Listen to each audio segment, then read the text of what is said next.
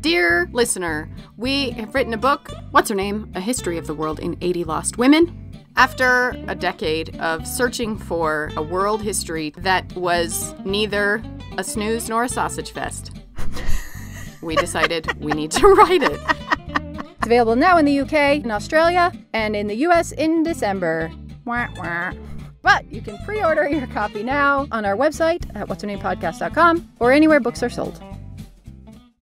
This episode is made possible by our Patreon supporters: Monique Tuttle, Julie Gray, Bree Smith, Robin Brown, Janelise Cannon, Jamie Lang, Jill Harrigan, Maria Carla Sanchez, Heather McKinnon, Chantel Oliver, Valerie Jacobson, Lindsay Cummings, and Michaela Frew. You can become a patron for as little as $1 a month and help us create new episodes of the podcast.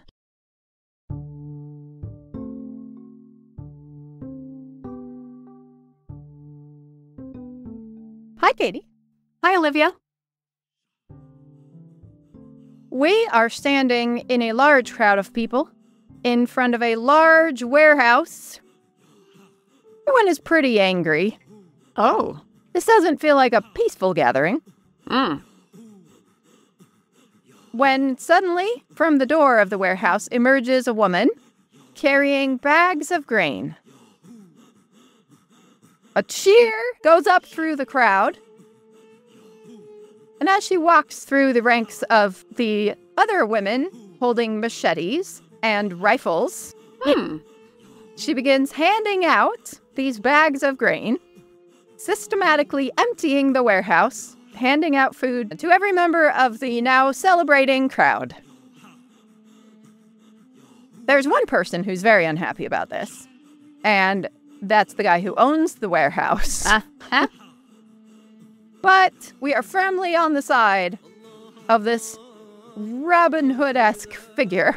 Okay. Who is robbing the rich to feed the poor. Woo! Now, this scene could probably happen almost anywhere and at any time. Sure. In the world. Yeah. But this scene is taking place in 19th century Iran. Ah, fascinating. This woman's name is Zainab Pasha. She is one of the key figures in several key events in Iranian history and was an absolutely crucial leader taking back the power of the people in the face of a literally omnipotent ruling class. Aha. As you said, tale as old as time. She was a legend. She was the hero of Iran. And then disappeared. Literally and figuratively. But today, we're going to bring her back. I'm Olivia Mickle. And I'm Katie Nelson. And this is What's Her Name? Fascinating women you've never heard of.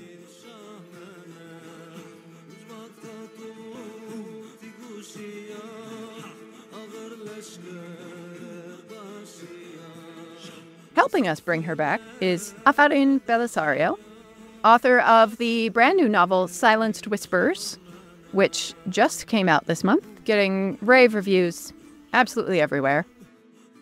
I'm Afarin Bellisario, recovering technologist, meaning that I've spent most of my life in the world of technology. I have a PhD from MIT and an MBA, and I spent a whole bunch of time with big corporate American companies in semiconductor. I always have been a storyteller. I always have been a writer. And then late in life, I went back to my first love when I decided to write this book called Silenced Whispers. It's about an Iranian woman in the turn of the last century, at a time when Iran was going through a lot of changes. And as part of that, when I started doing research, I looked at some of the women during the revolution, the constitutional revolutions. It goes back to 1905. The role that they played in ending the absolute monarchy in Iran. But women like Zainab Pasha, women from lower socioeconomic classes, totally illiterate. Those were totally new to me. And this was something, a revelation to me. According to all of the norms of 19th century Iran, this is maybe the least likely person to spearhead several massive, successful political movements. Love it. And yet, she did. We know almost nothing about her childhood. We know she was from a small village in the area of Tabriz, which was in northern Iran and is now Azerbaijan. And this region of Iran was always kind of culturally distinct from the rest of Iran. It's close to Europe, close to Russia, so there's a lot of movements that started there. Tend to be very individual and very, they do their own thing. They're not very conformist. And so it's a very kind of culturally cosmopolitan place. Yeah, crossroads. Her family were poor peasants, or as the absolutely delightful description on Wikipedia says, country-style people. Country style. I love country style. Breaded and pan-fried. They're very poor. They are often struggling to survive. The first glimpses that we get of Zainab as an individual come during what is known as the bread crisis. The government and rich people will buy up grain, wheat, produce all throughout the summer and the harvest season, store it in huge warehouses, and then throughout the winter sell it back to poor people, especially in the cities, but everywhere. Of course, they're selling it at wildly inflated prices. Yeah. So that many of the poor people can't afford food. And many of the people who actually produced that food now can't afford to buy the food that they produced to feed their own families. There are several serious famines during the first half of the 19th century, almost entirely man-made. Finally, Zainab and 40 of her women friends from Tabriz decide they are not putting up with this anymore. There were famines, people were starving. And then she and a group of other ladies decided to stop that. First, they start ransacking high-end rich people bakeries to take back the croissants. I don't know, what are rich people bakeries in northern Iran in the 1800s? It says something about me that the epitome of rich people bakery is a croissant. It's a croissant. It was probably not a croissant. But whatever it was, they wanted it. They needed it. They took it. Okay. And they took it and also took all of the baking supplies, which is what they really wanted. Oh. The flour and grain. So they can make their own. They can make their own food. But that only goes so far. And so finally, in the end, these women are hijacking the food warehouses in armed assaults and opening them up and redistributing all of that stockpiled food to the starving people of Tabriz. I feel like nobody would have a problem with that, ethically at least. And we're all kind of like, yeah, correct. The wealthy had a lot of problems with it, but Except for the people poor were benefiting on from board. it. Yeah. Yes. And now I'm sure you have noticed quite a few parallels here to the French Revolution. Sure. And the fruit seller Louise René Audou, who kicked off the entire French Revolution for bread by rallying the poor people for food. Mm-hmm. This illiterate farmer is rallying the people to take what they need to survive from these oppressive, rich government officials and private individuals who are actively starving their children. You don't have to have an education, a formal education, to have a way with words and to be able to channel your rage into a fiery speech. Yep. Anybody can do that. And although there are a few of these where, she is taking the warehouse, mostly at this point, Zainab is working through the official machine, aka the men. She is using her powerful rhetoric to motivate the men to actually do something about this. And mostly she's doing that through shame. The thing about women in that period in Iran is that the men are very honorable. So shaming them is a very, very effective method to get them to do the right thing. I think that she knew a lot about psychology of her own people. So this is how we do it. I end up with Iran is sometimes they do shame men. It's still sometimes women can kind of push men there and say, hey.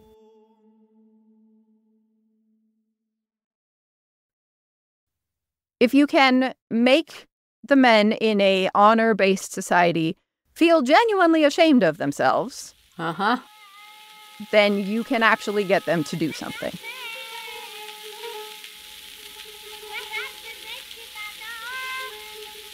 One of her most famous moments, the thing that makes her a legend among women in this part of Iran, is this rather amazing story. The women have been fighting back for quite a while now, demanding food, taking on the soldiers, pushing the politicians and the officials, opening up the warehouses, demanding justice in every way they can. And mostly the men have been watching them do that. Zainab has had enough. She is so tired of the men not standing up and doing the right thing. And so one day she storms into a very all-male space where the men are sitting around shooting the breeze and tells them what she thinks of them. If you men do not have the courage to cut off the hands of thieves and looters of our wealth, honor, and homeland, put our women's veils on your heads and stay in the women's corner of the house. We will fight the wrongdoers instead of you. And she whips off her veil and throws it at the men. Wow. Saying, if you won't do it, here's the you veil. be the women, and we'll be the men, and you stay in the harem where you belong. Fantastic. And I mean, right, we have to acknowledge the problematic nature of saying that being a woman is a shameful thing, but that was the reality at the time. That was the worst thing you could possibly say to a man in Iran at this period of time. And the men are mortified. And they actually get up and start doing something.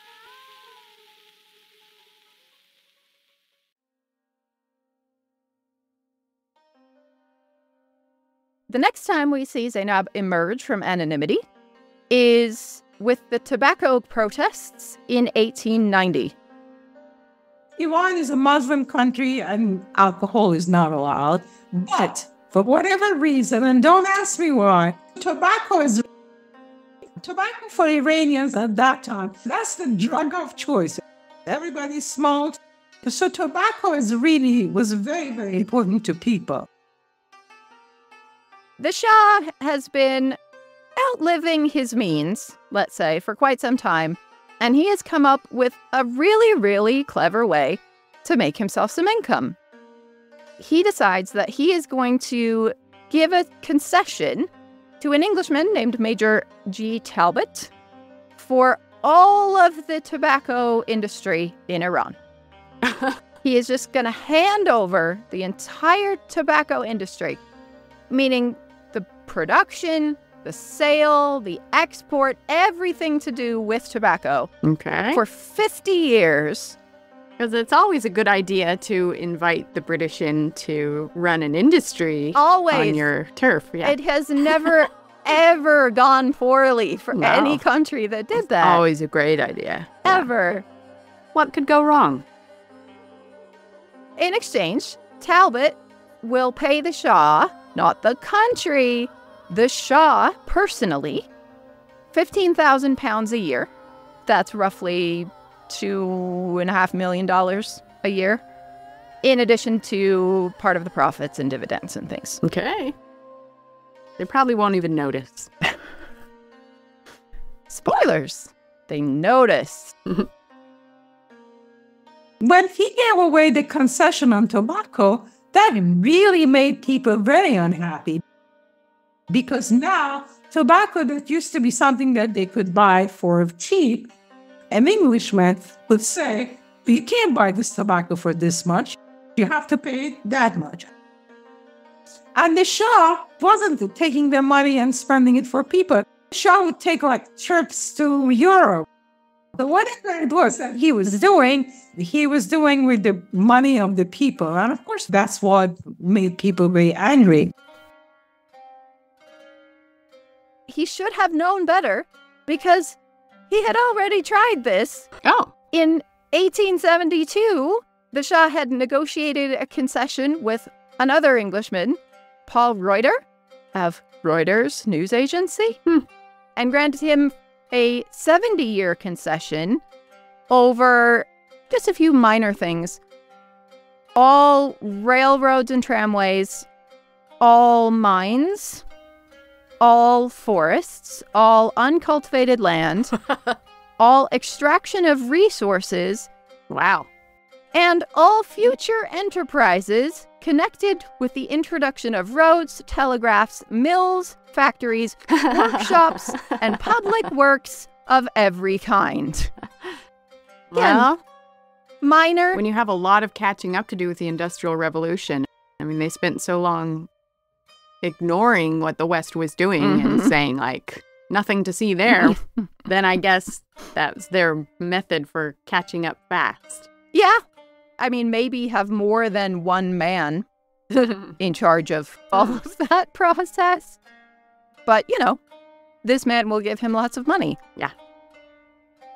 That concession was met with so much outrage, he was eventually forced to cancel the agreement after just a year because everyone was so upset about it.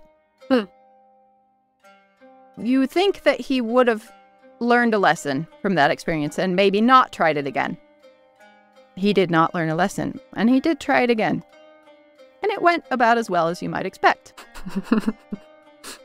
People were furious about this, even before the Shah started flaunting all of that money, immediately spending it on months-long vacations in Europe and exotic new European wives. But one of the major problems here is that tobacco is one of the most culturally significant products in the country. Tobacco is built into every aspect of Persian culture. Everyone smokes, and everyone... Men and women? Men and women. And they smoke a lot. This is an incredibly important cultural activity. This is a social activity. The rhythms of daily life are built around this. This was the line for people. This was too far. They weren't putting up with it anymore. And they began boycotting tobacco. Wow. Which, first of all, is a remarkable feat for anyone. This isn't like boycotting potato chips or lace. This is boycotting an addictive substance. Yeah. The main socially acceptable vice of Persian culture. It's what you do together as a social activity. This is like banning tea in the UK or coffee in Egypt. It is ridiculous to say you can't do this anymore. But they do. And they take it extremely seriously. The religious authorities get involved. This is no longer just a question of politics or economics. This is a religious question.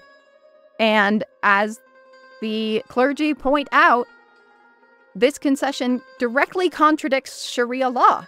Interesting. Because individuals are no longer allowed to purchase or sell tobacco of their own free will. They don't get to choose where they go to buy things. And that freedom of choice and that freedom of enterprise is central. And these concessions are violating religious law. Interesting. Eventually, the highest religious authority in Iran issues an official fatwa against the use of tobacco, using the strongest possible language. It says, today, the use of both varieties of tobacco in whatever fashion is reckoned war against the Imam of the age. Wow. The final Imam who will come back. I mean, this is war against God if you are using tobacco. Oh my gosh. So everybody is going to have withdrawals at the same time. Yes, an entire country goes cold turkey. Ugh. And the tobacco trade grinds to a halt. Nobody is using tobacco. Even the Shah's servants refuse to prepare his pipe. Oh. The Shah's wives refuse to smoke with him. They refuse to prepare his pipe for him. Dang. The man who caused this problem in the first place is being punished by his wives. Things continue to escalate. Tobacco farmers start burning their entire stock rather than sell it to the English. As a response to this fatwa, all of the merchants close their shops. Not just the tobacco merchants. The entire markets close in protest. Wow. The merchants closed their shops to protest this concession. So this is the big thing in Iran. The market closes, then everybody knows that there's a problem. And so the Shah, in extremely wise response, sends soldiers in to beat up all the shopkeepers and force them to open their shops. Yes, that always works. Yeah, always does great. And the soldiers came in and started beating. And a lot of them, they weren't big merchants. A lot of them were shopkeepers. So the soldiers came in and they forced them to open the shops.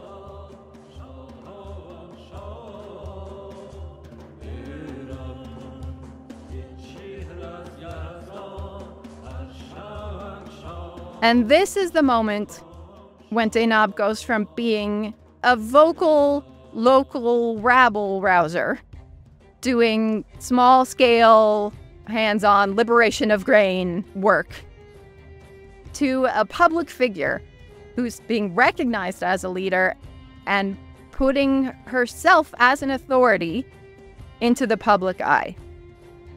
And that's where the first time we see her written about, or newspapers, articles. And this is the first time we see her as a leader. So before, she was always known as being outspoken, saying, if you call yourself a man, you gotta fight. But this is the first time that some journalists wrote about her, that she came with a whole bunch of women, and it was very organized. It was not sort of like hurdy-gurdy, whatever. The women came in, they had their chadors all around their waist, so their hands were free. They came with weapons of the time, machetes or whatever. And they forced the soldiers out, and they allowed the merchants to close the shops or open the shops as they pleased. It was an amazing act of defiance by women, and Zainab Pasha especially, because she not only was enforcing this boycott, but she was also defending those who didn't want to break the boycott. She was defending people. She was standing up for men. So that was very unusual and very courageous in my mind, because she had no backing. She could have been killed, she could have been hurt very badly, but that didn't matter to her. The women were not even allowed to speak for themselves. Somebody had to have a son or a father or a husband to speak for her. This was amazing. I can't tell you how unusual that was.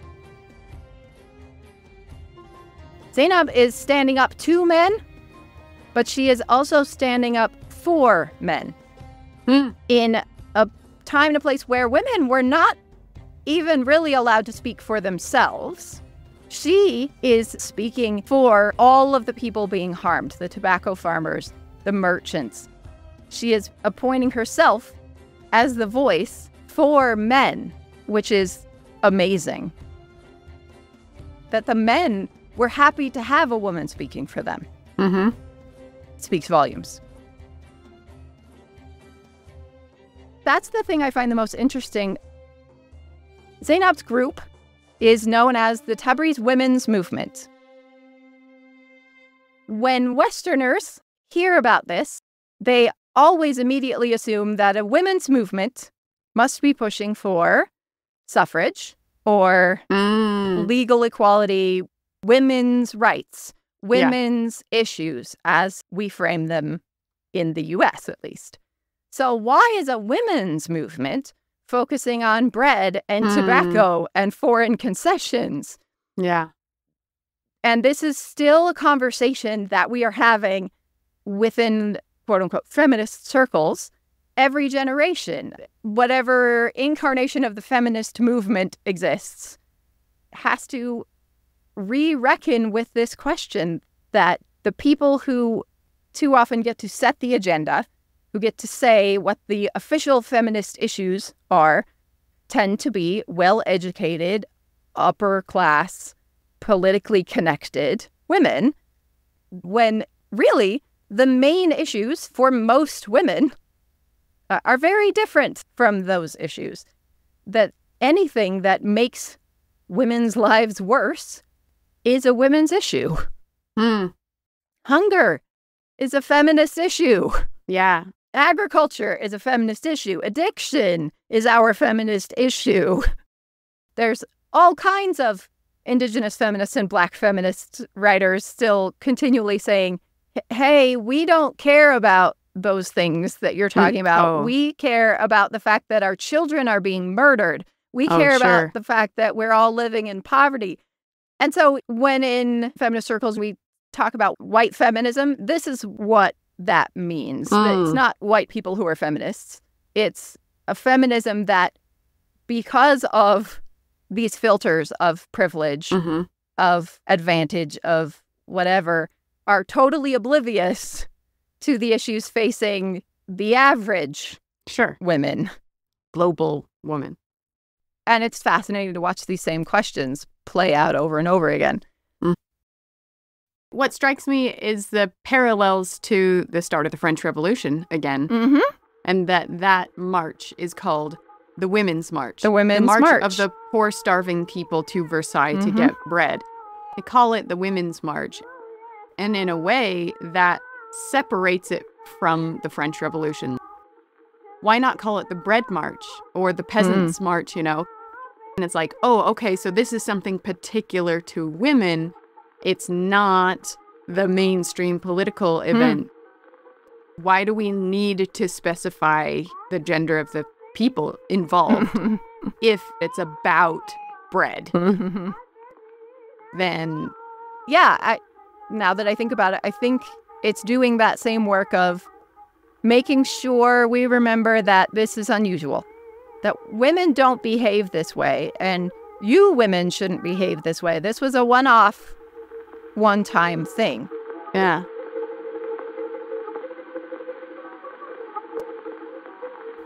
And then the Shah rescinded the tobacco concession. But it was the seeds of the rebellion, the seeds of wanting something other than just monarchy, was already in the soil of Iranians. And women stayed very much involved. She seems to be involved in sort of every significant step all the way up to the constitutional revolution in the early 20th century, which is the first time that the absolute power of the Iranian monarch has been even slightly weakened, saying there are some limits to your power. There are certain things that even the Shah cannot do.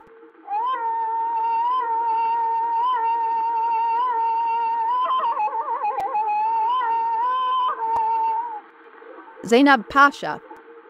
Pasha is a title. Pasha is a title in Turkey, in Ottoman of that time, Turkey of today. Pasha is a male title. The commander, the leader. Oh. This is the general. And people just start calling her that. Nobody gave her a title. Nobody said, oh, you are such and such, Your Excellency. People said she's so brave and so much better than all the men that she deserves to lead men.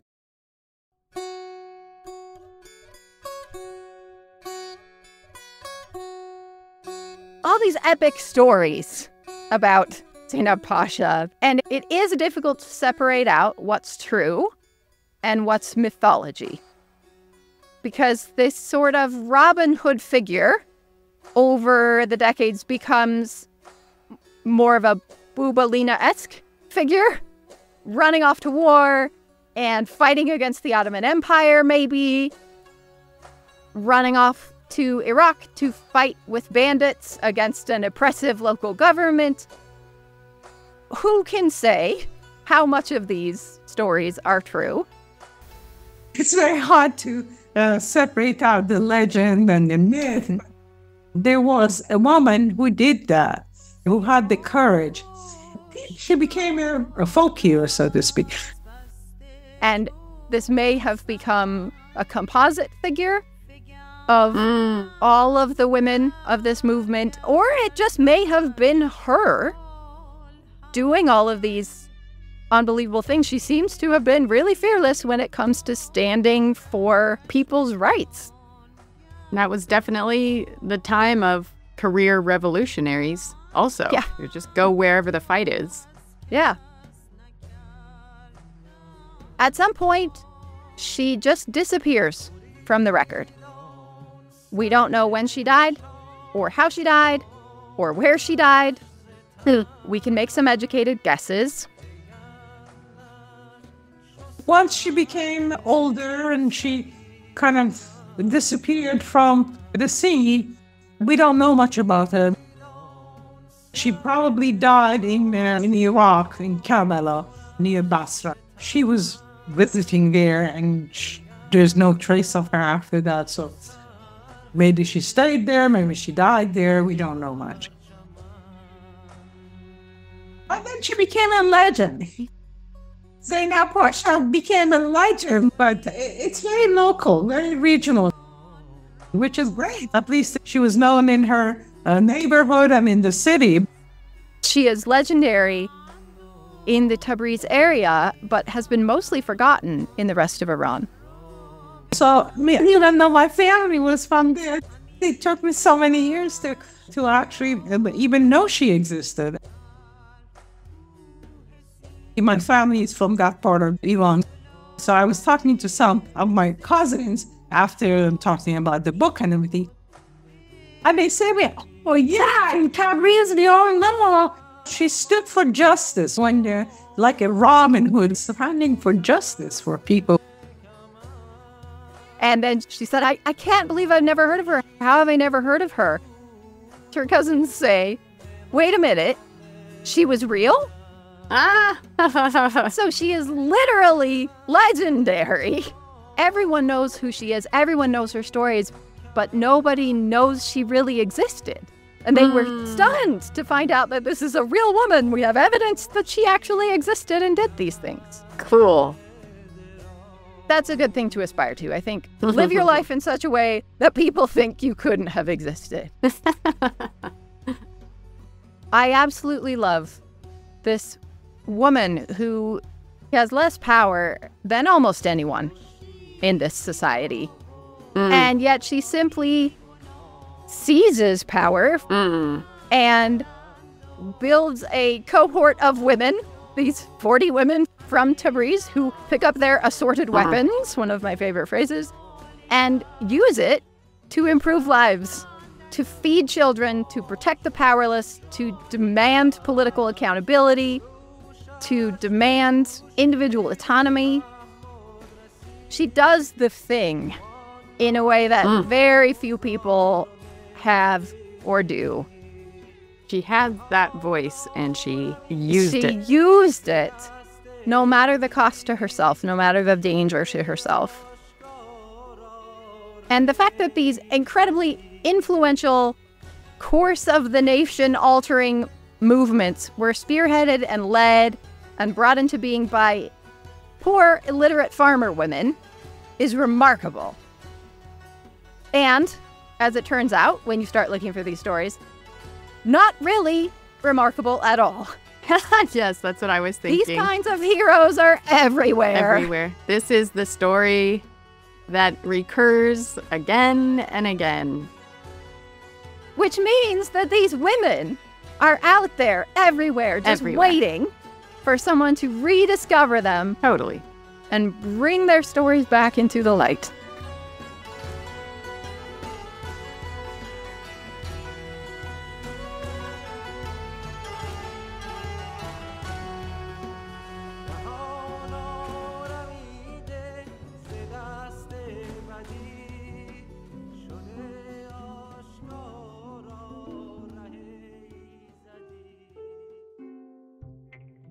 Huge thanks to Afarin Bellisario.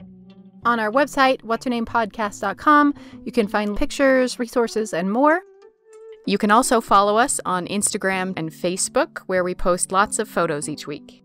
Music for this episode was provided by Farya Faraji and selections from Harvard University's Women's Worlds in Qajar, Iran collection. Our theme song was composed and performed by Daniel Foster Smith. Our intern is Katie Boucher.